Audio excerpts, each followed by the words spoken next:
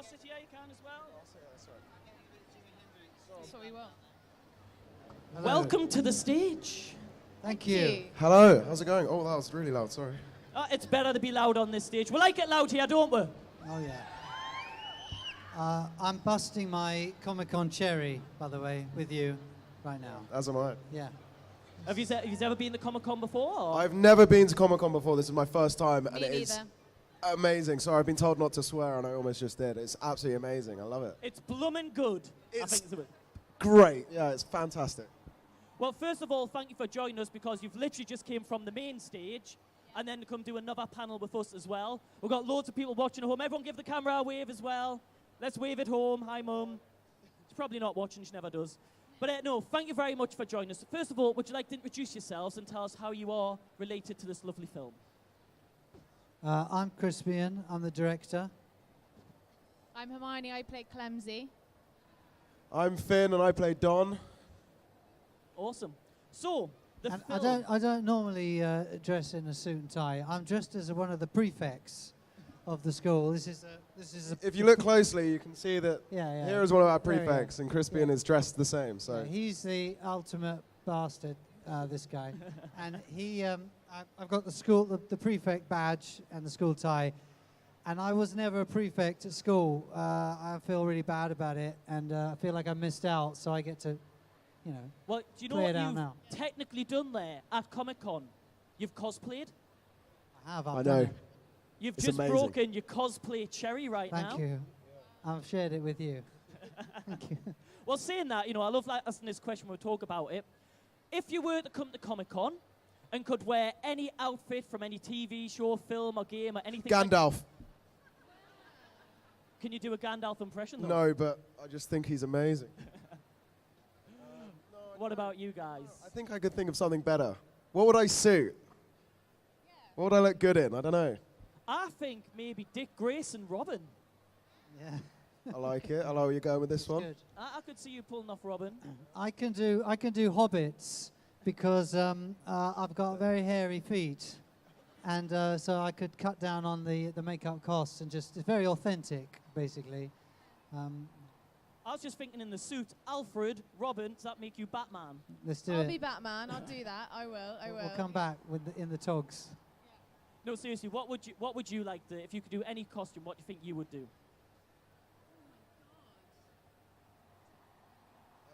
It's a really, really, really hard question without preparation time and thinking about that. I have to think about that a lot. My hair's red now, so I feel that opens up a whole new, area. We'll have a think during the panel. Yeah, see what- I'll come back to you on that one. Awesome. My heart goes out to Spider-Man because I was just in the gents, and Spider-Man was waiting a really long time for the cubicle. He was my heart went out. It's tough to him. be Spider-Man It's when you tough. need a wee, It's a isn't it? commitment. That's why when you wear Gandalf, you just pull your cloak up. It's like that. Sorted. And Richard- hopefully not get arrested for it. Yeah. We should really get back on point now, Sorry, shouldn't we? yes, go. So, Slaughterhouse Rulez. Would one of you like to tell us just that kind of the premise for those of us that haven't seen the trailers or the promotional material out there? It's about a very old, prestigious English public school that gets overrun by monsters. Awesome. So, remember and think it's like a pit has opened near the school. Yeah, the monsters are actually released by a fracking experiment that goes terribly wrong with hilarious consequences. The crazy thing is about when you write anything to do with fantasy or comedy, it's very difficult actually to beat reality now. You're constantly looking in the news and say, we've got to be madder than that. It's not easy, actually. Because the fracking that just started in England, they just shut it down after 7 days because they've had 19 earthquakes. So, some of the things that happen in the film are actually happening in real life now. So it's all a bit bonkers. So, Hermione, Finn, how did the roles and your involvement in the film come about? I don't know if Hermione, you want to go first? Well, I read the script, and then they said that, would you like to audition? And I said, yes, I would. because I thought the script was hilarious and an original script and a great story. And I auditioned, and then from there, I kind of kept on coming back for reads with other people, and we tried out different dynamics. And then I heard Finn was involved, and Asa, and Michael, and obviously I knew Simon and Nick were involved to a certain degree. Yeah, so it's kind of how it happened. It was about 7 months before we shot, I think, that I knew I was doing it. Yeah. What about you, Finn? So same thing. I got sent the scripts from my team, and I thought it was hilarious. And obviously, as I hope a few of you guys are, I was a huge fan of Simon Pegg and Nick Frost, an absolutely huge fan, and loved their films. So when the script came around and I found this character that I actually really connected with, we had a phone call and we chatted about our experiences at school and how for a lot of people school is a terrible place. But we wanted to kind of see the humor in that and the light at the end of the tunnel, and how these kids grow into actually great adults. There are some terrible people at schools, and there's also some great people, and you make some great friends. And we made great friends doing the movie, and kind of have made something that we're all really proud of. So, well, it's out on Halloween as well, which is perfect timing. Bit of gore, bit of monsters and everything like that. What is it like working? I'm assuming there was a lot of practical effects for you to work with as well. So what was that like working with those? We'll start with you. Yeah, it was fun, wasn't it, having real monsters? Well, we'd all go and have a look at them as well between takes, because they're all sort of just on the sides. We'd go and have a look and prod them, and they're all real. I mean, the tongues came out, they were mechanical, the eyes moved, and they all had goo. It was all really visceral. It was really cool. I suppose, like, instead of working with green screen and actually having them there, your reactions are possibly more real looking at them? I do think that, like, you know, and often with these kind of films, the monsters are made after the film's actually been shot, so you don't really know what your character's reacting to. I know that Daniel Radcliffe had to react to a tennis ball for most of his work on Potter. So for us to actually have the puppets there and have these great puppeteers that were making it very real and lifelike, you know, we could really see the kind of the enemy, the beast that we're against, and that definitely helped us. And you know, there's a great scene where in the movie where we're all surrounded this one monster and we're all hitting it with all sorts of weapons, and actually the ecstasy of that, the feeling of us all kind of killing this monster was very realistic. So those things are really nice. Real brains, real guts, real blood. I suppose if you're doing something like that as well, if it's a practical effect, if you make a mistake during that cut, you'd have to get another one in. Was it tough working with that sort of thing, having to reset, start again, getting all the... I think it's fair to say there'll be gore and blood and everything like that as well. What was it like trying to direct that and obviously acting in those sort of conditions as well? More blood, beautiful, more blood. Yeah, it's very simple. It's easy. Well, actually, we had a really great special effects team called Millennium Effects, who cut their teeth working on Doctor Who, and so they're used to, you know, having to work quickly, limited time, and that was one of the deals, you know, with working with the studio. As I said, don't worry, we'll be able to do multiple takes. And so they were all set up for that, and it was a real opportunity for them to do a feature film, and everybody just went for it, you know. What about you two? What did you find some of the more kind of interesting or toughest parts of film with like the blood and the gore and the practical effects? We did 2 days in the Chislehurst Caves, and that was intense. You know, 2 days? Was it 2 days? I felt like it a week. was. I mean, yeah, that's what I mean. It felt like forever. I can't remember how long we were down there, but down in these cold, very, very cold, damp, dark caves, and you kind of lose sense of everything when you're down there. That was really tough. But you know, this cast, this group that worked on this film, we're all so lucky that not only did we get along so well, but everyone's really, really professional and really, really awesome. So we kind of all just used each other and kind of got together and kind of worked through the tougher parts. And then had really good fun shooting some of the other stuff that was all at Stowe and all around kind of North London. It was brilliant. So that's definitely keeps you going, doesn't it? What about you, Hermione? Well, I mean, keeping track of blood and gore, which I think where this started, because I kill...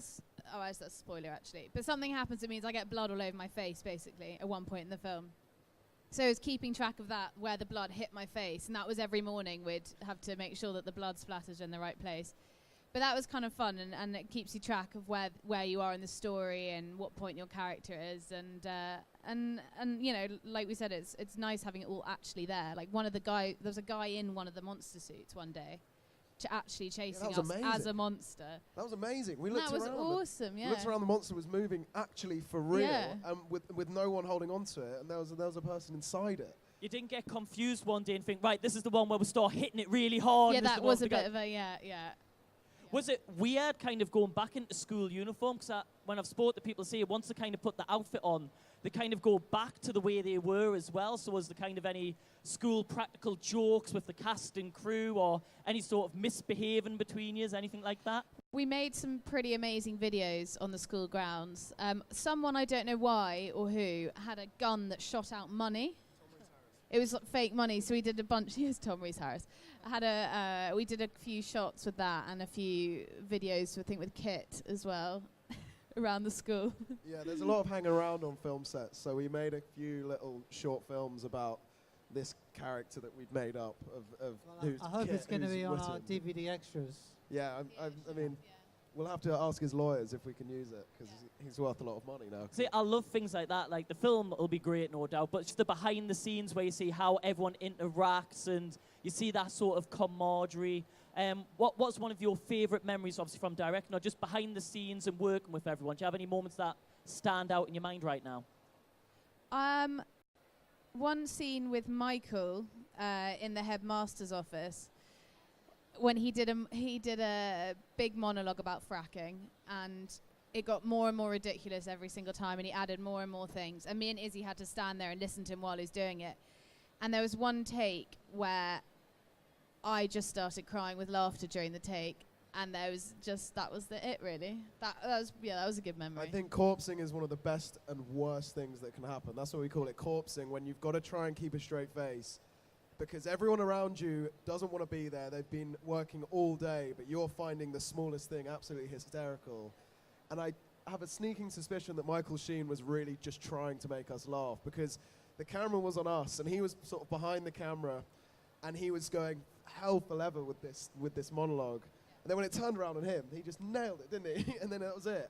But it was one of those moments where we just really, really kind of laugh and really, really enjoy the process. But the producers are getting quite stressed because we're not quite making this. That's like that at school. Yeah. When Exactly, if you get a teacher who takes himself really seriously and gets really offended if you laugh in his class, it cracks you up every time. So I was always terrible. I was in tears the whole time in this one teacher's class. But we had that on set a lot. That scene with Michael was incredible. And we did shoot. We were going to build an underground set for the tunnels under the school, and in the end we actually had to go and literally budget constraints dictated that we actually had to go and film under the ground. And it was about 25-minute walk from the air down into the ground, where we found a space where we could set up lights and shoot. So it was real when you see the kids all underneath, lost, screaming, running around in the pitch black. I mean, they really are under the earth and lost. We didn't know how to get back. Do you find it when a director, when you see, for example, you're seeing your corpse and you try not to laugh, do you kind of like those scenes for bloopers, or is it very frustrating when you kind of want to say, come on, we need to get the scene, we've got a time limit here, we've got a roll call to go through and everything like that? As you as a director, do you like seeing like that? Because it's like camaraderie between the actors, but you as a director, you've kind of got something in your mind you want to do. Do you find that tough or annoying, or do you not mind it? Yes, I was joining in. I was joining in. Yeah, I mean, there's two schools of thought with films. Is that there's a superstition that if people are laughing on the set, then they won't be laughing in the audience. I think it's the idea that there's having so much fun up there, there's no fun left for the audience. But I think there's also a sense that there has to be a fun in order to share in it, and it's just got to get that balance right. There's a lot of mucking around with Simon and Nick especially, and it's quite infectious. And talking about, obviously, Michael adding in different lines and making it a bit more confusing, like ad-libbing and everything like that. Is there much ad-libbing where it's like certain things you've always wanted to try and like say, yeah, can I just try it this way? And you as a director, do you kind of push for ad-libbing? And as you as actors, do you actually like having that opportunity to ad-lib and ad? I think that sometimes when you're working on a movie like this that's very kind of complicated, we had a couple of moments where we had to piece, scenes together and explain things in a different way, and we had to have a bit of a rethink on set. And that's a really nice freedom to be able to have. And Crispian's brilliant at, coming up with a way of kind of explaining a piece of the story.